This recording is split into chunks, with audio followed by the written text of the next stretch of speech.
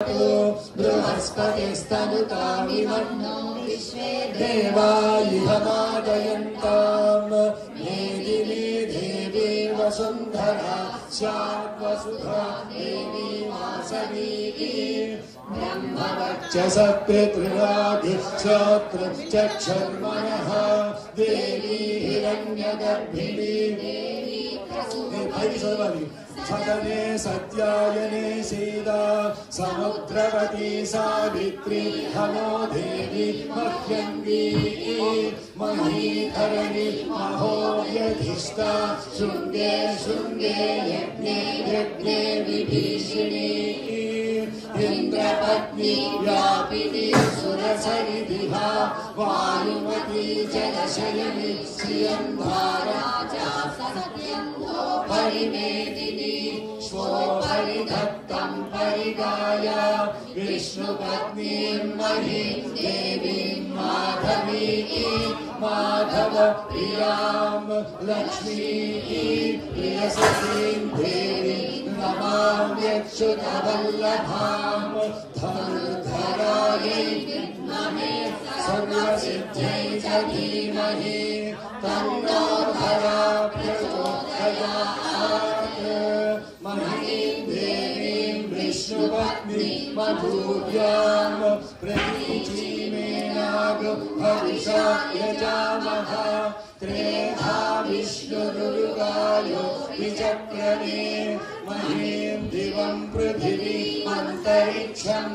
तच्छोणैति श्रव इच्छमानः पुण्यश्लोकम् कृण्वति ॐ शान्ति श्री साईश्वराय नमः हरिः ॐ हिरण्यवर्णां हरिं सुवर्णरजस्रजां चन्द्रां हिरण्मयीं लक्ष्मीं जातवेदो लक्ष्मीं मनोगामिनीं यस्यां हिरण्यं विद्येयं कामश्वं पुरुषाणाम् अश्वपूर्वां रथमध्यां हस्तिनाप्रबोधिनी श्रियं देवीमुपक्वये श्रीर्मां देवी दुषणां मां सोऽस्मितां हिरण्यप्राकारां मार्गां ज्वलन्तीं तृप्तां तर्पयन्तीं पद्मे स्थितां पद्मवर्णां तामिहोपक्वये श्रियं चन्द्रां प्रभासां यशसा ज्वलन्तीं श्रियं लोके देवदुष्टामुदारां तां पद्मिनीं शरणमहं प्रपद्ये लक्ष्मीर्मे नश्यतां त्वां वृणे आदित्यवर्णे तपसोऽधिजातो वनस्पतिस्तव वृक्षोपबिल्वः तस्य पदानि तपसानुदन्तु मायान्तरायाश्च बाह्या अलक्ष्मीः उपैतु मां देवसखः कीर्तिश्चमयिनासः प्रादुर्भूतोऽस्मि राष्ट्रेऽस्मिन् कीर्तिवृद्धिं ददातु मे क्षुत्पिपासामलां ज्येष्ठां लक्ष्मीं नाशयाम्यहम् अभूतिमसवृद्धिं च सर्वां निर्नुदते गृहात्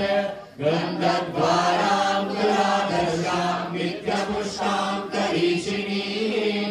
ईश्वरीं सर्वभूतानां तामिहोपक्वये श्रियं मनसत्काममातुरूपिं वाचः सत्यमशीमहि पशूनां रूपमन्यस्य महीश्रीश्रयतां यशः कर्तमेन प्रजाभूता मयि सम्भव कर्तमा श्रियं वासय मे कुले मातरं पद्ममालिनी आपःसृजन्तु स्निग्धानि चित्रीतवसवे गृहे निज देवीं मातरं श्रियं वासय मे कुले आर्द्रां पुष्करिणीं पुष्टिं पिङ्गलां पद्ममालिनीं चन्द्रां हिरण्मयीं लक्ष्मीं जातवेदो महामहां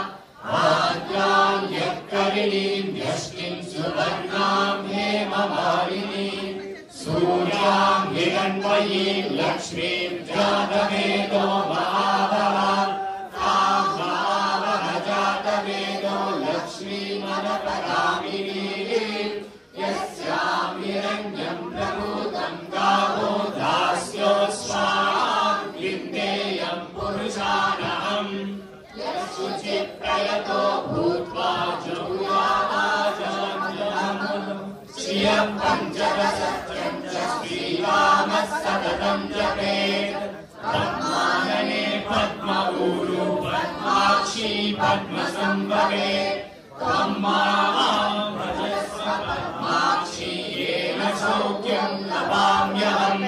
अश्वदायी गोदायी धनदायी महाजने धनं मे जुषतां देवी सर्वकामाक्ष्य देहि मे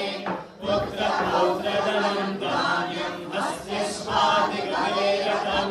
प्रजानां भवसि माता आयुष्मन्तं करोतु माम् धनमग्निर्धनं वायुर्धनं सूर्योधनं वसुः धनमिन्द्रो बृहस्पतिर्वरुणं धनमस्तु ते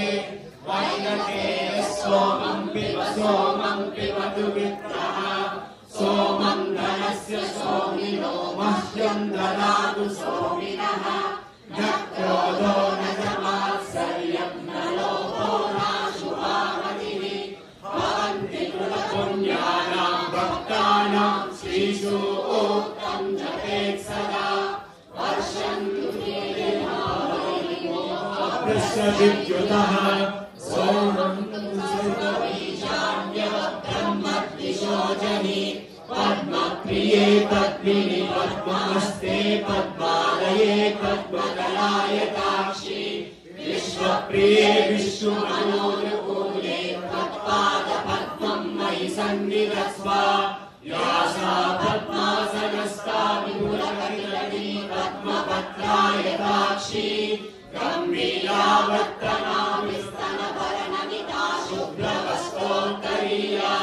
लक्ष्मीर्दिव्यैर्मणिगणखचितैः स्थापिता हेमकुम्भैः नित्यं सा पद्महस्ता मम वसतु गृहे सर्वमाङ्गल्ययुक्ता लक्ष्मीं क्षीरसमुद्रराजतनयां श्रीरङ्गधामेश्वरीं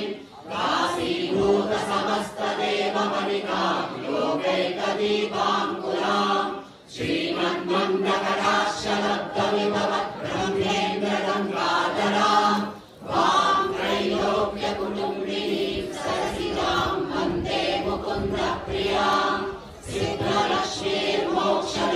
सिद्धलक्ष्मीर्मोक्षलक्ष्मीर्जयलक्ष्मी सरस्वती श्रीलक्ष्मी वरलक्ष्मीश्च प्रसन्ना मम सर्वदा वराङ्कुशौ वाचमभीतिमुद्रां करैर्वहन्तीं कमलासनस्तां बालार्ककोटिप्रतिमां त्रिनेत्रां भजेऽहमां जगदीश्वरीं त्वां सर्वमङ्गलमाङ्गल्ये शिवे सर्वार्थसाधिके शरण्ये त्र्यम्बके देवी नारायणि नमोऽस्तुते श्रियं वयो जनिभ्यो दधातु श्रियं वसाना अमृतत्वमायन् भवन्ति सच्चः सविता मितज्योन् श्रियैवैनं तच्छ्रियामा दधाति सन्ततमुचावशकृतं सन्धत्तं सन्धीयते प्रजया पशुभिः य एवं वेद महादेव्यै च विद्महे विष्णुपत्नी च धीमहि तन्नो लक्ष्मी प्रचोदयात् यच्छन्दसां वृषभो विश्वरूपः छन्दोभ्यो सम्बभूव समेन्द्रो मेधया आस्पृणोतु अमृतस्य देवदारणो भूयासं शरीरं मे विचक्षणं जिह्वा मे मधुमत्तमा कर्णाभ्यां भूरि विश्रुवम् ब्रह्मणः कोशोऽसि मेधया पीतः श्रुतं मे गोपाय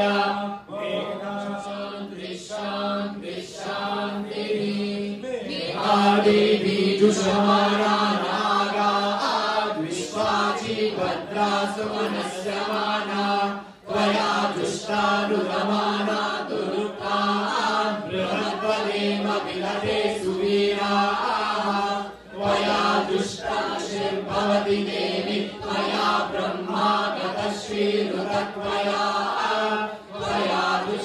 चित्रं विन्दते वसुसानो जुषस्वत्करिणो न मेधे मेधां महीन्द्रो ददातु मेधां देवी सरस्वती मेधां मे अश्विनां वामादत्तां पुष्करस्रजा अप्सरासु जया मेधा गन्धर्वेषु जयन्मनः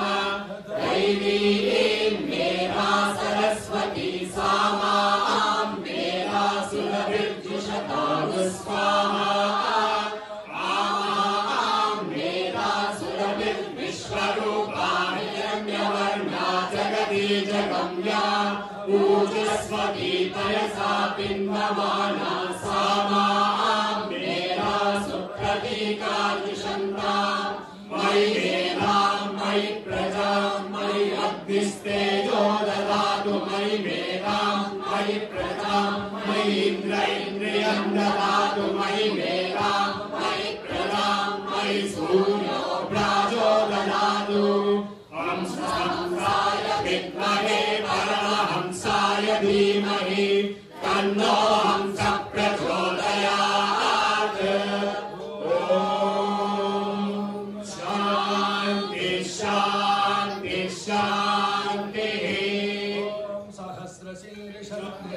विश्वाक्षं विश्वशम्भुवं विश्वं नारायणं देवमक्षरं परमं पदं विश्वतः परमान् नित्यं विश्वं नारायणगुं हरिं विश्वदेवं पुरुषस्तद्विश्वमुपजीवति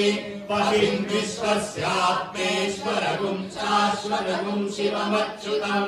नारायणं महाज्ञेयं विश्वात्मानं परायणं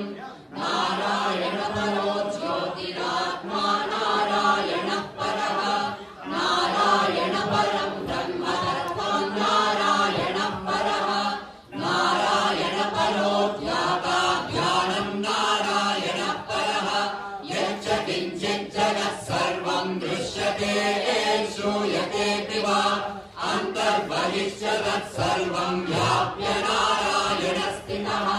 अनन्तमव्ययं कविगुं समुद्रेऽन्तं विश्वशम्भुवं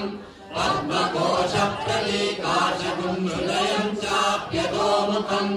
अधो निश्चावितस्यान्तेनाभ्यामुपरि तिष्ठति ज्वालमालाकुलं भाति विश्वस्यायतनं महत् सन्ततगुं शिलाभिस्तुलं पत्याकोशसन्निभं तस्यान्ते सुशिरगुं सूक्ष्मं तस्मिन् सर्वं प्रतिष्ठितं तस्य मध्ये महानग्निर्विश्वाच्चिर्विश्वतोमुखः सोऽग्रभुग्निवदन्तिष्ठन्नाहारमजरः कविः वीर्यगोतमदश्चायी रश्मयस्रस्य सन्तता सन्तापयति स्वं देहमापादतलसत्कटः तस्य मध्ये वह्निशिखा अनियोद्वाव्यवस्थितः नीलको यदमध्यस्था विद्युल्लेखे वभास्वरा नीवारशूकवत्तन्वी पीताभास्वत्यनुपमा तस्याः शिखायाः मध्ये परमात्मा व्यवस्थितः स ब्रह्म सहस्रेन्द्रस्तोक्षरः परमस्वराट् ऋतम् सत्यं परं ब्रह्म पुरुषं कृष्णपिङ्गलम्